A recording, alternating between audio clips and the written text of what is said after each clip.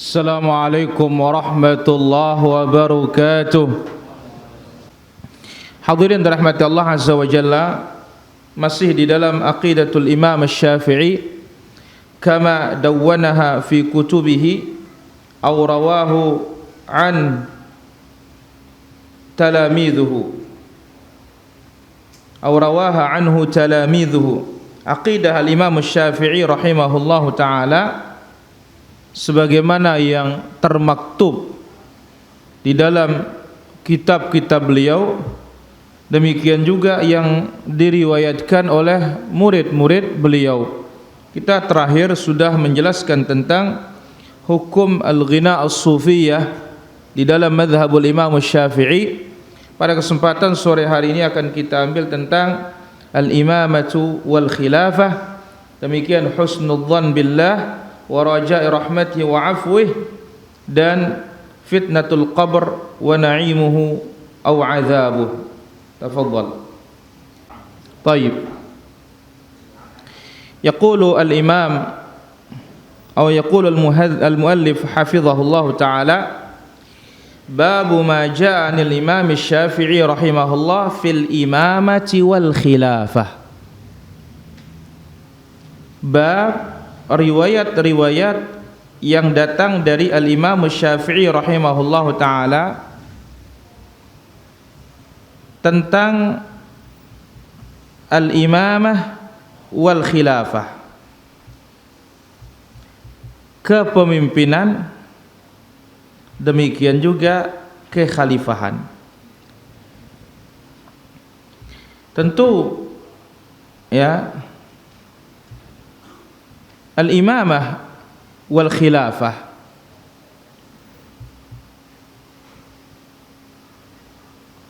kata-kata al-imamah, kepemimpinan, ini dibawakan oleh ulama ahlus sunnah wal jamaah di dalam pembahasan aqidah, demikian juga dalam pembahasan fiqhiyah. Nah, ini dia para jamaah, para pemirsa yang dirahmati Allah Azza wa Jalla, yang dari Asil TV, demikian juga Sunnah Jalan Pasti, demikian juga Yufid TV, MKH TV, ya, Rinjani TV. Jadi kata-kata imamah digunakan oleh Ahlus Sunnah wal Jamaah, ya, dominan pada masalah akidah dan masalah fikih. Jadi kalau dalam masalah akidah atau dalam kitab akidah disebut al-imamah. Kemudian juga dalam masalah fikih atau dalam kitab fikih disebut juga kata-kata apa? Imamah. Adapun kata-kata al-khilafah ini Ahlus Sunnah sering membawakannya dalam kitab sejarah. Kata-kata apa? Khilafah. Jadi dalam kitab sejarah disebut khilafah. Tapi dalam kitab akidah atau pembahasan akidah, kemudian pembahasan fikih disebut apa? Imamah. Baik. Kenapa demikian?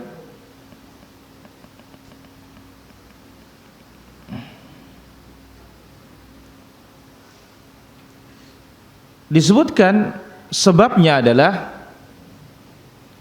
karena pembahasan masalah al-imamah atau khilafah, ya, ditulis, ya, oleh para ulama kita lirraddi 'alal mubtadi'ah, untuk membantah ahli bid'ah dalam bab ini. Siapa yang menyelisih dalam hal ini? Yang menyelisih adalah Asy-Syi'ah, yang menyelisih adalah al-Khawarij. Baik. Asy-Syi'ah mereka menggunakan imamah, tidak menggunakan khilafah. Asy-Syi'ah menganggap imamah itu dianggap salah satu rukun iman mereka. Salah satu apa? Rukun iman mereka. Dan mereka membedakan antara imamah dan membedakan antara dengan apa? Khilafah. Adapun kita tadi itu adalah isti'mal, penggunaan bahasa. Dalam pembahasan akidah, Ahlus Sunnah menyebutnya apa? Imamah. Dalam pembahasan fikih, Ahlus Sunnah menyebutnya imamah. Tapi kalau berbicara pembahasan sejarah disebut apa? Khilafah. Baik. Jadi Syiah mereka gunakan lafaz apa? Imamah. Mereka membedakannya dan dianggap imamah itu adalah salah satu rukun iman. Ya. Mereka menganggap imamah itu ri'asatuddin, kepemimpinan urusan agama, disebut imamah. Adapun kepemimpinan negara disebut apa? Khilafah. Apa maksud mereka? Maksud mereka ingin menetapkan bahwasanya Ali radhiyallahu anhu dia adalah menjadi imam di zaman khilafah yang 3. Abu Bakar, Umar, Utsman. Jadi tetap jadi imam itu siapa? Ali. Itu sebabnya dikatakan Imam Ali. Tidak ada mereka menyebutnya apa? Khalifah Ali. Mereka sebut apa? Imam Ali. Ini sebutan orang-orang Syiah. Maka mereka ingin memisahkan antara agama dengan negara. Dan tentu ini tidak diakui oleh Islam. Itu terjadi apa? Sekulerisme. Terjadi apa? Sekuler, memisahkan antara apa? Dunia atau negara dengan apa? Agama. Taib. Termasuk di antara yang membedakan antara imamah dengan khilafah yaitu Ar-Rafidhah Al-Batiniyah. Demikian juga sebagian Mu'tazilah.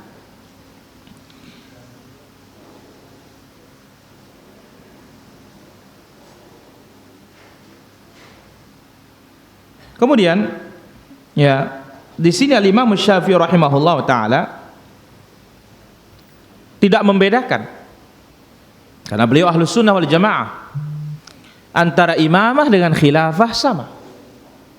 Jadi bukan imamah ri'asatuddin, kepemimpinan agama, khilafah ri'asatud daulah, tidak. Ini hanya mustalah, istilah. Ya, kalau dibahas dalam akidah disebut apa? Imamah. Dibahas masalah fikih disebut imamah. Dibahas dalam sejarah khilafah. Baik. Beliau membawakan an Harmalah bin Yahya.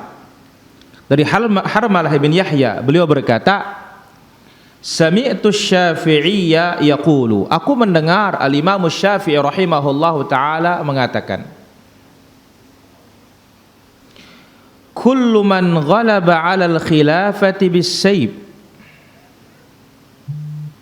siapapun yang menang sehingga menjadi khalifah dengan pedang.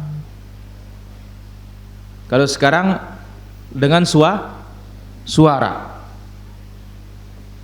Ya, kalau kita ngitung-ngitung ya secara kasat mata ya tentu sangat berbahaya menang dengan pedang ini, karena akan menumbangkan apa? Jiwa. Wa ala kullin, semuanya ini tentunya adalah bukan bagian dari cara ikhtiyari asy-syar'i, cara ya yang dipilih dalam agama, dan bukan cara yang syar'i. Dengan kekuasaan bukan cara yang syar'i, dengan kekuatan bukan cara yang syar'i. Tapi ketika naik, inilah nasnya, wajib taat. Asy-syar'i dalam sistem agama Islam, kepemimpinan diangkat dengan 2 metode. Satu, asy-syura, musyawarah. Yang kedua, al-ahdu, yaitu langsung penunjukan atau serah mandat.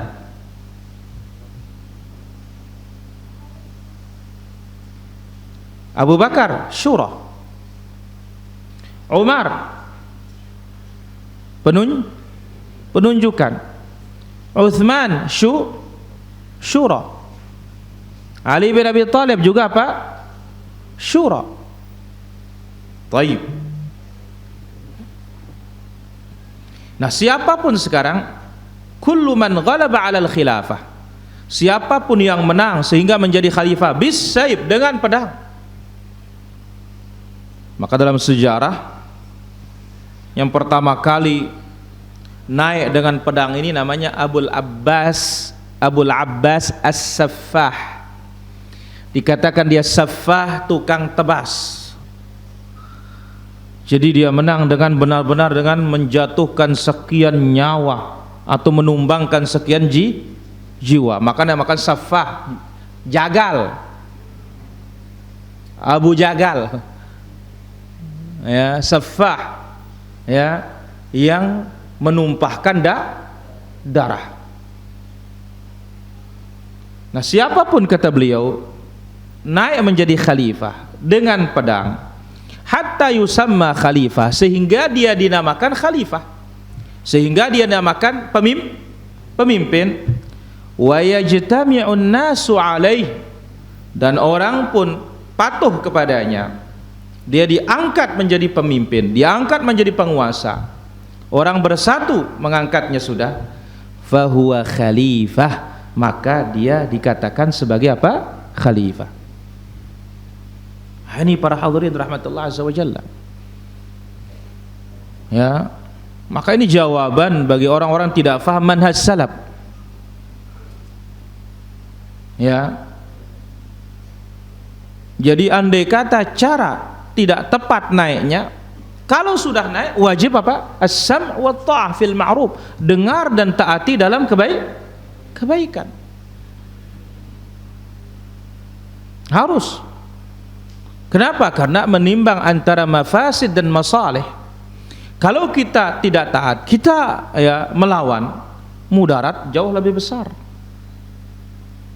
dibandingkan dia naik dengan cara yang tidak syar'i. Itu mudaratnya kecil, tapi kita melawan dan kita menentang, ini mudaratnya apa? Sangat besar. Karena yang kita lawan siapa? Penguasa. Kita punya pisau dapur, dia sudah punya apa? Rudal. Maka bagaimana Islam akan membenarkan cara yang seperti ini? Dan Islam tidak pernah mengajarkan konfrontasi dengan apa? Penguasa. Dan tidak ada dalam sejarah yang menang konfrontasi dengan penguasa ini. Andai kata pun menang, maka apa? Berapa banyak nyawa yang terbang. Dan itu tidak dikehendaki oleh apa? Islam. La zawalud dunya, kata Nabi sallallahu alaihi wasallam. Hilangnya dunia ahwanu indallah, lebih ringan bagi Allah min antusfaka dam imri'in muslimin, ketimbang ditumpahkan darah seorang muslim. Lantas bagaimana kita akan mengatasnamakan jihad nanti? Ya tentu ini salah posisi. Baik. Dan lihat isyarat di dalam hadis Al-Irbad bin Sariyah, Nabi sallallahu alaihi wasallam mengatakan, usikum bis-sam'i wat ta'ah wa in ta'ammara 'alaikum 'abdun habasyi. Aku wasiatkan kalian untuk mendengar dan taat. Usikum bittaqwallah, taqwallah, mendengar dan mentaati penguasa meskipun meskipun apa? Meskipun seorang hamba sahaya. Hamba sahaya dalam Islam boleh jadi pemimpin? Tidak boleh. Tapi ini isyarat apa? Isyarat bahwasanya bisa saja dia naik dengan kekuasaan. Nah, itu dia. Jadi inilah dia Islam, ya, tidak hanya mengakui cara yang syar'i, tapi andai kata ada cara yang tidak syar'i dia naik, maka di sini ditimbang antara masalih wal mafasid, maslahat dan mudaratnya. Karena agama kita mabniun ala takthiril masalih, memperbanyak maslahat, wa taqlilul mafasid, dan mengurangi dan menyedikitkan mudarat. Ini perlu ya dipelajari oleh kaum muslimin, dan tentu tidak ada yang mudrik yang bisa memahami dengan jauh perkara ini kecuali para ulama dan para fuqaha. Maka oleh karena itu ya, urusan umat ini serah kepada para ulama. Jangan sampai kita ini ya yang tidak tahu apa-apa bicara masalah politik. Akhirnya apa? Bukan politik, liciknya yang banyak. Serah kepada ulama, ikut komando mereka. Apa kata para kibar, ulama-ulama senior kita, minta fatwa mereka. Baru kita bisa menentukan sikap. Baik. Maka oleh karena itu benar apa kata Ibn Mas'ud radhiyallahu an, la yazalun nasu bi khairin ma akhadhul il an akabirihim. Manusia ini senantiasa dalam kebaikan selama mereka menimba ilmu dari ulama-ulama besar mereka. Tapi kalau sudah menimba ilmu dari yang kecil-kecil, apalagi yang hanya modal semangat, sedikit-dikit takbir, ini musibah. Ya, siapa yang tidak bisa digugah semangatnya dengan seperti itu, para jamaah? Tapi masalah agama bukan masalah semangat. Lebih dari itu apa? Ilmu, sehingga bisa terarah. Baik. Wa qala Harmalah, kemudian Harmalah berkata, yakni idza kana min Quraisy yughza ma'ahu. Kekhalifahan ya, apabila dari Quraisy. Kapan dari Quraisy? Ini ketika pilihan yang syar'i. Ketika pilihan apa? Syar'i.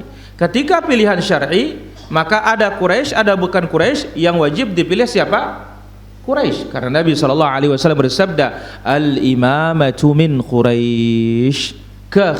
Kepemimpinan itu dari mana? Dari Quraisy. Kemudian Nabi SAW juga bersabda, an-nasu taba'un li Quraisy. Manusia ini akan mengekor, mengikuti orang-orang Quraisy.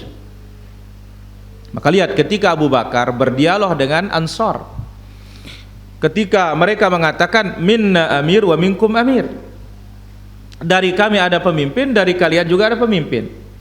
Langsung Abu Bakar berbicara mengatakan, ya, sesungguhnya al-a'immatu min Quraisy, pemimpin itu dari Quraisy.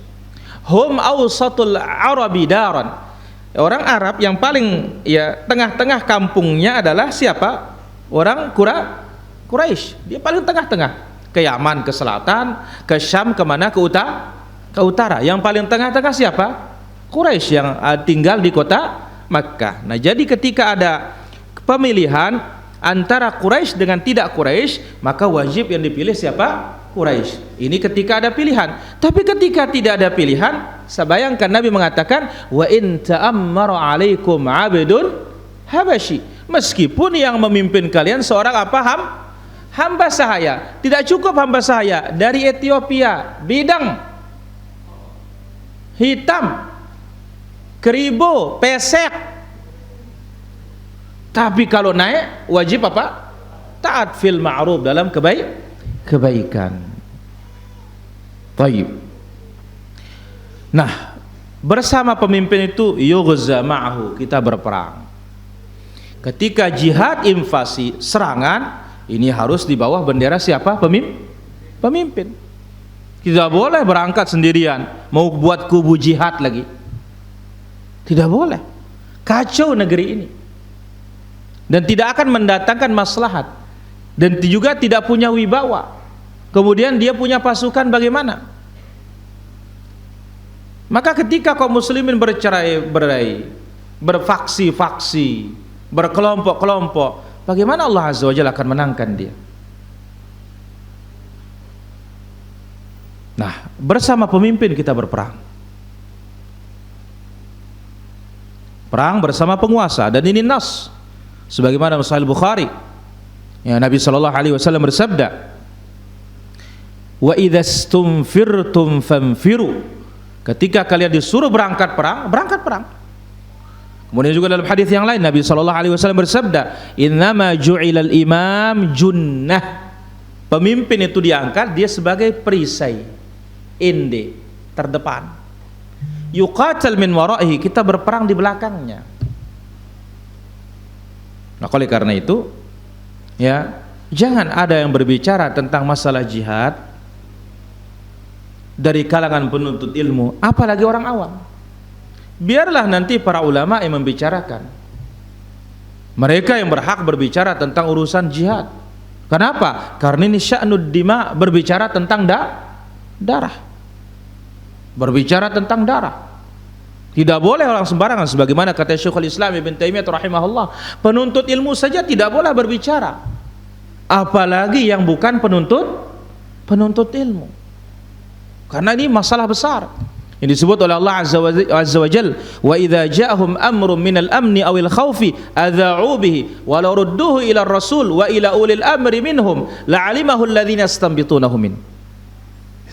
Ketika datang amrul, suatu perkara itu berupa rasa aman atau rasa takut, yang mendatangkan rasa aman, mendatangkan rasa takut, adza'u bihi, orang-orang yang munafik mereka langsung sebarluaskan. Maka kita ini masalah berita jangan langsung main share, ya jangan. Maka lihat para hadirin, kita lihat ya kepribadian seseorang di zaman sekarang bisa juga dilihat dari media sosialnya, ya kecondongan orang juga dilihat dari media sosialnya. Maka ini hati-hati. Urusan jihad jangan kita yang berbicara. Penuntut ilmu nggak boleh berbicara. Karena apa? Perkara besar. Antara menang dengan kalah nyawa, harta, bahkan bisa agama. Nah, berperang bersama penguasa. Wa yusalla khalfahul jum'ah, kita sholat Jumat di belakang pemimpin. Jikalau dia memimpin sholat, dan ini biasanya dahulu, dia pemimpin negara, dia juga pemimpin dunia, ya. Maka ketika dia sholat, kita sholat di belakangnya. Wa man lam yaf'al fahuwa sahibu bid'ah, kata Imam Syafi'i. Siapa yang tidak mau sholat di belakang pemimpinnya, maka dia ahli bid'ah. Siapa yang tidak berperang bersama pemimpinnya, maka dia ahli bid'ah. Maka ini urusan berat. Maka Imam Ahmad rahimahullah ta'ala, wa man a'ada salatahu, jikalau tadi salat bersama pemimpin, ya salat Jumat, diulangi lagi salatnya. Kenapa? Oh, itu pemimpinnya nggak beres itu. Diulangi salatnya, ragu sesalat di belakangnya, fahuwa sahibu hawa, dia pengikut hawa nafsu, kata Al-Imam Ahmad rahimahullah ta'ala. Maka oleh karena itu dalam hadits Al-Bukhari, Nabi SAW bersabda, ya yusalluna lakum, pemimpin-pemimpin itu membawa kalian salat.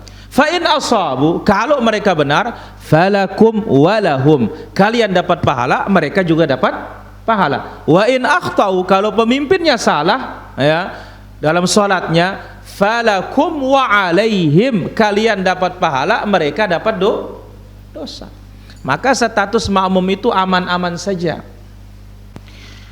Kemudian beliau al-musannif hafizahullah ta'ala mengatakan bab yang kedua, babu ma ja'anil Imam Syafi'i min husnil dhanni billah. Bab riwayat-riwayat yang datang dari Imam Syafi'i tentang berbaik sangka kepada Allah dan mengharapkan rahmat Allah dan maafnya Allah. Tentu ini lebih kita dominankan kapan? Ketika mau meninggal dunia. Kenapa? Karena Nabi SAW bersabda, la yamutanna ahadukum illa wa huwa yuhsinu dhann bi rabbih. Jangan seorang di antara kalian meninggal dunia melainkan dalam keadaan berbaik sangka kepada Allah. Nah, apa indikasinya orang berbaik sangka kepada Allah? Ya, semakin baik amalannya, karena dirinya yakin akan dibalas oleh Allah dengan kebaikan. Ibarat kita kerja di perusahaan, kalau tahu perusahaan gaji kita besar, semangat apa tidak kerja? Semangat. Tapi kalau tahu perusahaan akan mem-PHK kita, bahkan tidak ada pesangon sama sekali, mau kerja? Aduh, sia-sia katanya. Nah, inilah dia nama orang berbaik sangka. Jadi kalau kita semangat beribadah di dunia ini orang berbaik sangka. Tapi kalau tidak semangat beribadah di dunia ini, berarti namanya orang berburuk sangka. Jelas Pak Guru Mahdan? La ilaha illallah. Mbe kengkah dan bilin itene wah. La ilaha illallah. Bilinang Pak Guru nih. Baik. Ini ujiannya menuntut ilmu para jamaah. Jihad melawan ngantuk. Kenapa di majelis ilmu tuh sakinah tenang. Ya, coba di mobil enggak bisa kita tidur. Di hotel apa berat. Tapi kalau di majelis ilmu anteh 5 menit wah eleh. Ya, baik. Barakallahu fikum. Apa kata Al-Imam Al-Hasan Al-Basri rahimahullah? Al-mu'min jama'a ihsanan wa syafaqatan. Orang beriman itu dia kumpulkan perbuatan baik namun khawatir tidak diterima. Wal munafiq, adapun orang munafik, jama'a isa'atan wa amna. Dia kumpulkan perbuatan buruk tapi merasa aman.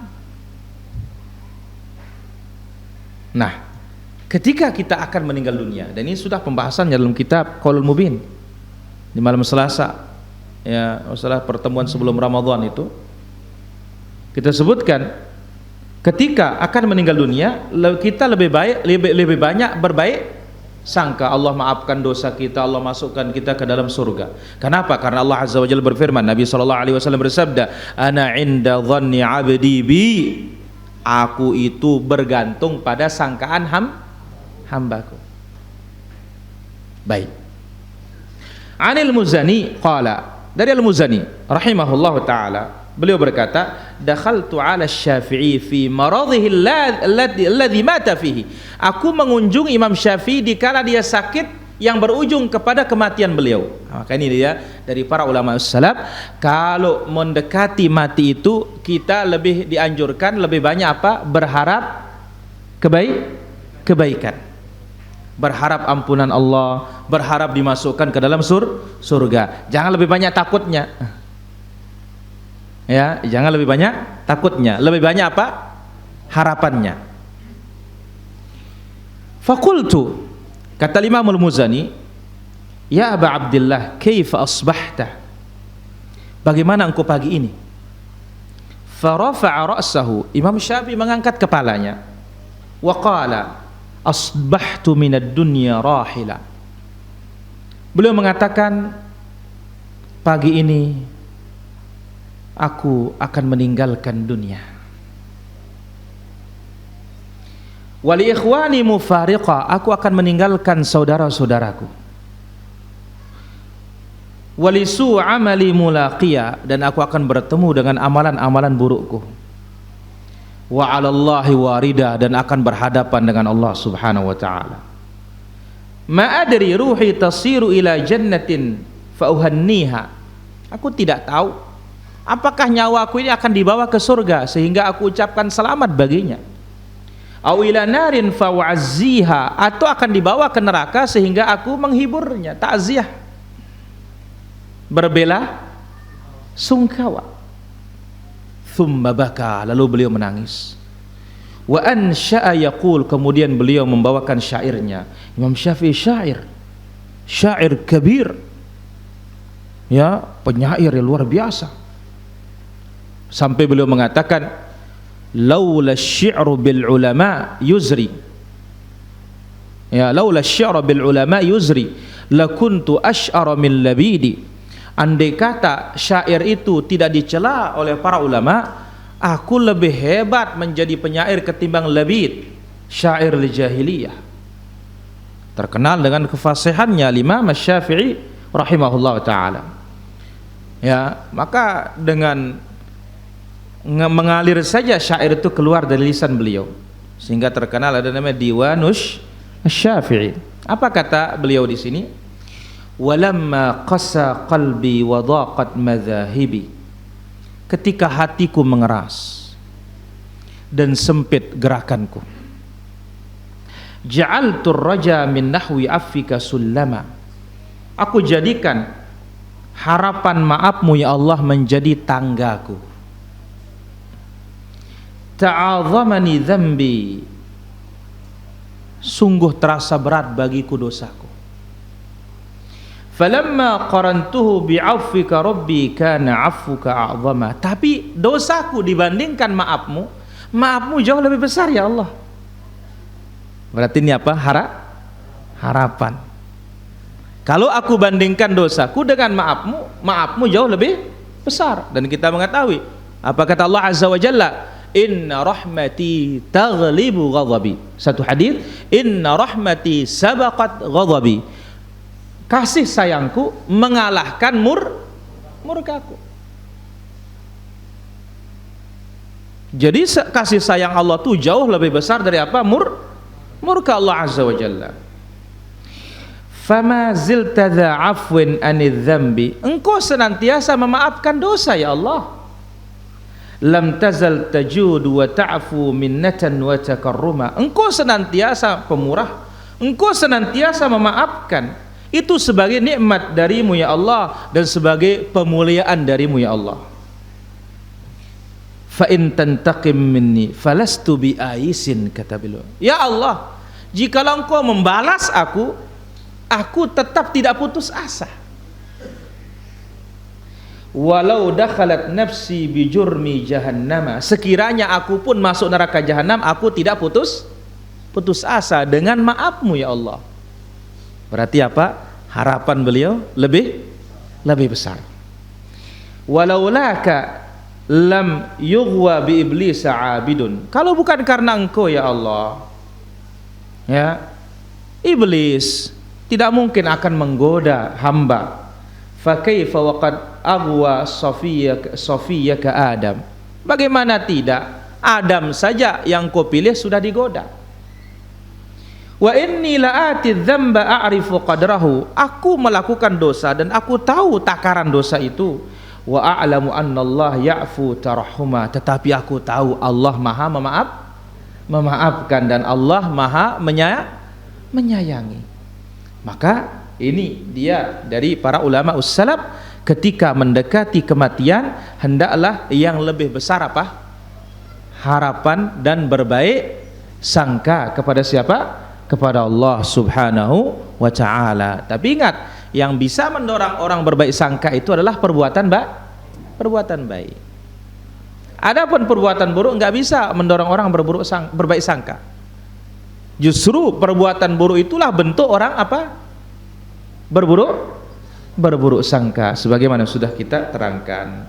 Naam, berikutnya ثم قال حفظه الله باب ما جاء عن الإمام الشافعي رحمه الله في فتنة القبر ونعيمه أو عذابه. Bab riwayat dari Al-Imam Syafi'i rahimahullahu taala tentang ujian di dalam kubur dan nikmat di dalam kubur atau siksa kubur. Al-Imam Syafi'i rahimahullah ta'ala mengatakan min jumlatid du'a lil mayyit, di antara doa untuk orang yang meninggal dunia dalam salatul janaiz dan yang lainnya, waqihi adzabal qabr. Ya Allah, lindungilah dia dari azab kubur. Dan Nabi SAW bersabda, wa adzabul qabri haqq, azab kubur itu ada. Kemudian hadis Muslim, Nabi SAW marra biqabrain, melewati dua kuburan. Lalu Nabi bersabda, innahuma la yu'adzaban, keduanya sedang disiksa oleh Allah Azza wa Jalla. Wa ma yu'adzabani fi kabir, mereka tidak disiksa karena perkara berat atau besar untuk ditinggalkan. Satu, yamshi bainan nasi bin namimah, adu dom, provokasi. Yang kedua, la yastatiru aw la yastanzihu min baulihi, tidak menjaga diri dari percikan kencing. Ini dalil menunjukkan bahwasanya azabul qabr itu ada. Waqihi azab wa kullu haulin yaumal qiyamah, dan lindungilah dia Allah dari segala hal-hal yang menakutkan kelak pada hari kiamat. Wa qala rahimahullah, demikian juga beliau mengatakan dalam doa salatul janazah, wafsah lahu fi qabrih, lapangkan kuburannya. Wa a'idhu min azabil qabri, lindungi dia dari azab kubur. Wa adkhil alaihi al-aman, berikanlah baginya keamanan.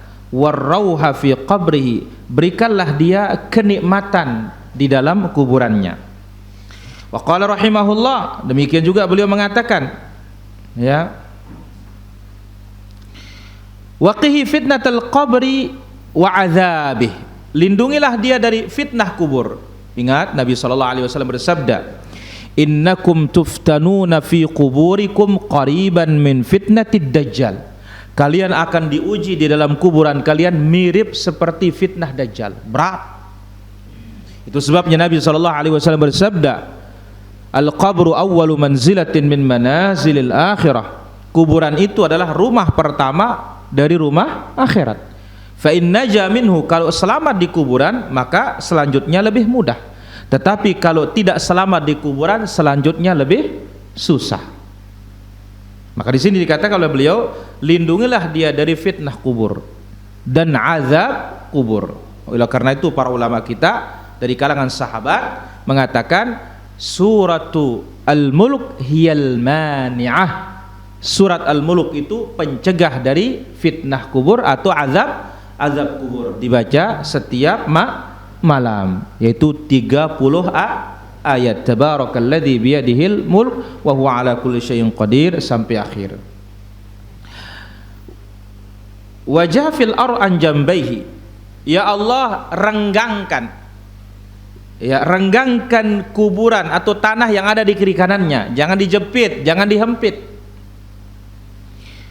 Ya, walaqqihi bi rahmatika al-amn min azabika, dan berikanlah dia, pertemukanlah dia dengan rahmatmu ya Allah, ya berikanlah dia keamanan dari azabmu, hatta tab'atsahu ila jannatika ya arhamar rahimin, sampai engkau memasukkannya ke dalam surgamu wahai arhamur rahimin, zat yang maha penyayang.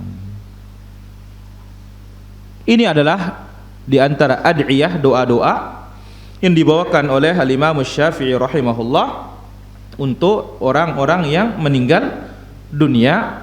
Dan tentu kalau kita melihat nas hadis ketika Nabi SAW menyolati jenazah, ya apa kata Nabi? Allahumma ghafir lahu warhamhu wa'afihi wa'fu anhu wa akrim nuzulahu wa wassi' mudkhalahu waghsilhu bil ma'i wal thalji wal barad wa naqqihi minadh dhunubi wal khataaya kama yunaqqa ath-thawbul abyadu minad danas. Allahumma abdilhu daran khairan min darihi wa ahlan khairan min ahlihi wa zawjan khairan min zawjihi wa adkhilhul jannah wa a'idhhu min adzabil qabri wa adzabin nar. Apa kata sahabat ketika mendengar doa ini? Ya laitani makanahu, coba aku yang jadi jenazah, katanya. Indahnya doanya Rasulullah sallallahu alaihi wasallam. Saya kira demikian para hadirin rahmatullah azza wajalla, apa yang bisa kita ambil pada kesempatan sore yang berbahagia dan mulia ini. Wal ilmu indallah, wa sallallahu wasallam wa baraka ala abdika wa rasulika Muhammad wa ala alihi wa sahbihi ajma'in. Kami persilahkan bagi hadirin yang hadir, demikian juga bagi para pemirsa Asil TV, ya, demikian juga dari Sunnah Jalan Pasti dan yang lainnya. Kami persilahkan baik yang ingin berdialog interaktif maupun ya yang melalui layanan WhatsApp dan yang lainnya. Baik.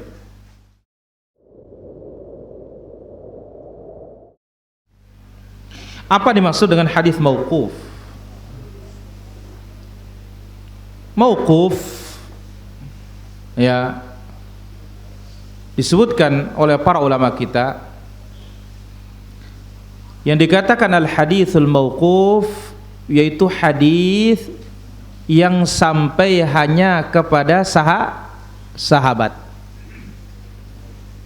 Maka dikatakan apa? Mauquf. Adapun yang sampai muttasilus sanad ila Rasul, sampai ke Rasul, itu dinamakan hadithun marfu'. Wallahu ta'ala ala wa alam. Bagaimana kita harus bersikap ya berkaitan dengan dana haji? Kita katakan itu yang punya urusan pemerintah kita yang mengurusnya. Ya, ustadz sebelah ngompor-ngompori, biarkan dia di sebelah kita yang jalan. Ya, kita katakan pertama, apa yang mau harus dibicarakan di dana haji? Haji juga nggak bisa tahun ini kok. Nah, nanti begitu pemerintah sudah dikasih jatah ternyata tidak berangkat gara-gara dana tidak ada, nah, baru kita cari jalan keluarnya. Kalau sekarang haji nggak ada, kemudian ketidakadaannya dana itu juga belum jelas. Maka apa? Min husni islamil mar'i tarkuhu ma la ya'ni.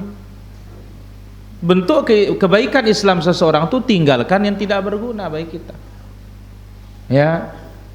Kenapa pemerintah Arab Saudi sendiri tidak boleh haji dari luar? Hanya yang ada di Arab Saudi, 60.000 kuotanya. Apa yang kita bicarakan? Oh, kita ini tidak jadi berangkatkan, kenapa? Dananya nggak ada. Lah kan nggak ada berangkat. Seluruh dunia tidak ada berangkat. Jadi hentikan gaya-gaya pergerakan ya. Kita ini ingin mengikuti manhaj salaf as-salih, ingin beragama seperti mereka supaya Allah Azza wa Jalla muliakan kita dunia maupun akhirat. Ya, wallahu taala ala wa alam. Jadi kita urus benar enggak akidah saya, benar enggak wudhu saya, benar enggak salat saya, khusyukkah saya ketika salat? Ya. Atau sebagaimana kata Nabi, sanawatun khadda'at, ini tahun-tahun yang penuh dengan hoax. Yantiqu fihi Ruwaibidah mulai banyak berbicara. Siapa Ruwaibidah? Orang yang tidak punya kapabilitas, tidak punya kemampuan, tidak punya kekuatan, hanya bermanuver segi ucapan saja, berbicara tentang urusan orang banyak. Ya, maka seperti ini hati-hati kita. Wallahu taala ala wa ala. Bolehkah orang salat tahiyatul masjid di lapangan masjid karena masjid dibongkar? Katanya la ilaha illallah. Pertama, di lapangan masjid berubah dibuat jadi masjid meskipun sifatnya sementara, ya jadi masjid dia. Kalau itu ditempati untuk salat. Tapi kalau itu lapangan, tidak ada tahiyat lapangan. Untung saja sudah sunnah. Kalau nggak sunnah kan bingung apa pesaliknya tahiyat lapangan dia. Ya, wallahu taala ala wa alam. Arah kiblat di HP sahih dipakai untuk arah kiblat? Ada sahihnya ada nggak sahihnya. Nah, kenapa? Karena ya kita katakan jenis HP yang paling canggih sekarang apa coba? Kan Apple, bukan manggis kan? Ya, Apple. Saya coba di depan Ka'bah, enggak dia mau ke arah Ka'bah, bingung dia. Padahal saya di depan Ka'bah. Nah, berarti apa? Enggak jelas ini. Ya, jadi ya kita kira-kira saja sudah. Ya, kira-kira saja. Kalau kita mau lurus ya harus kita bentangkan tali dari sini ke Mekah, dan itu tidak ada ajarannya. Ya, kita jangan terlalu takallub, memaksakan diri dan berlebihan. Allah mengatakan wa haitsu ma kuntum fawallu wujuhakum syatrah. Di mana saja kalian berada, arahkan wajah kalian ke arahnya. Yang penting tepat-tepat arahnya jadi sudah. Ketika tidak tepat, ma bainal masyriqi wal maghrib qiblah, antara timur dengan barat kiblat. Ini dia para hadirin.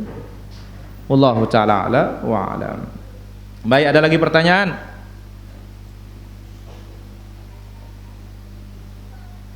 Ada lagi? Yos, ada pertanyaan Yos? Ya, becat beketuan. Un bares nyesel lah ya, harap keketuanan Ustaz. Ini sudah ditutup pengajiannya baru dibertanya. Nah, sekarang bertanya.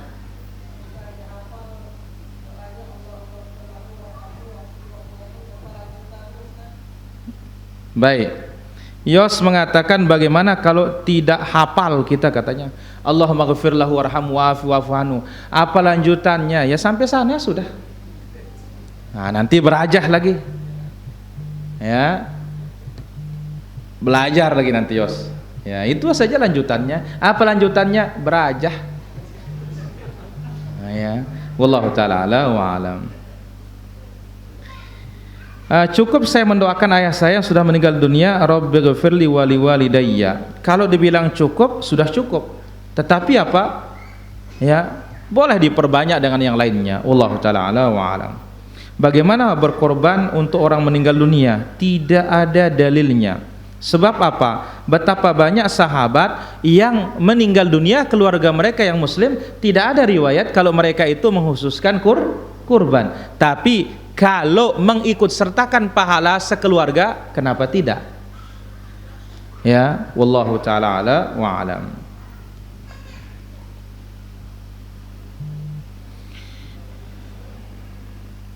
Pertanyaan berikutnya, Syamsul Bur'i mau tanya, mana lebih utama kita menghadiri kajian daripada menjaga orang tua yang kita sedang sakit? Kita katakan jaga orang tuanya. Ya, jaga orang tuanya, ngaji lewat live.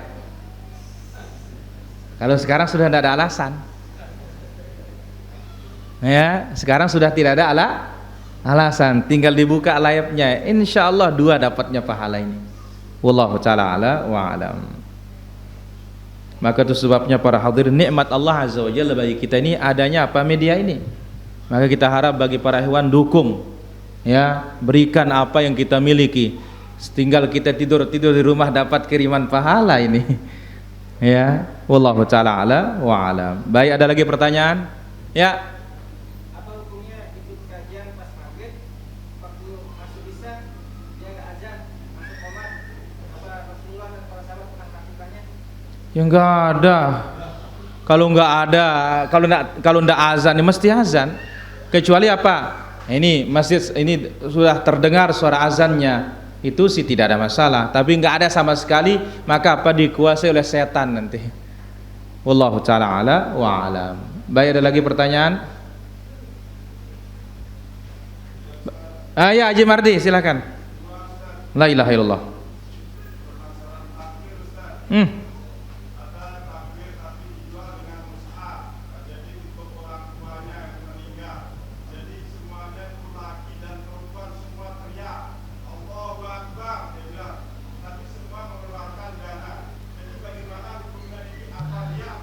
La ilaha illallah. Pertama, jual beli di masjid haram.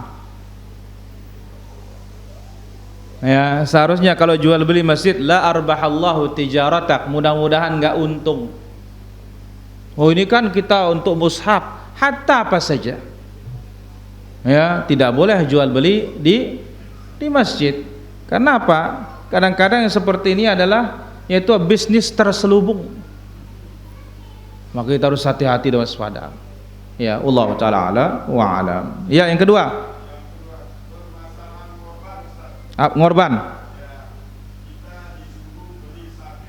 Jadi kita sangat global itu merayu pedagang yang punya sapi Ustaz. Jadi alasan kita ayo beli sama-sama supaya dapat pahala.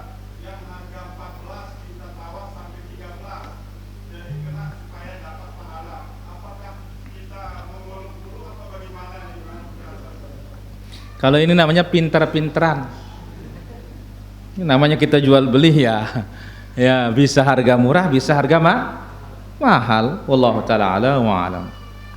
Sampai kapan batas waktu pakai siwak saat hendak sholat? Ya sebelum takbir. Jangan sambil takbir ngisap siwak. Apalagi siwak setan. Ya. Wallahu taala ala wa alam. Baik, saya kira demikian para hadirin rahmatullah azza wa jalla. Masih nanti malam di Medas insyaallah. Pekan depan baru kita mulai di Aisyah insyaallah. Ya, pekan depan baru mulai di Masjid Aisyah, insyaallah kembali normal insyaallah. Demikian, subhanakallahumma bihamdik, asyhadu an la ilaha illa anta astaghfiruka wa atubu ilaik. Assalamualaikum warahmatullahi wabarakatuh.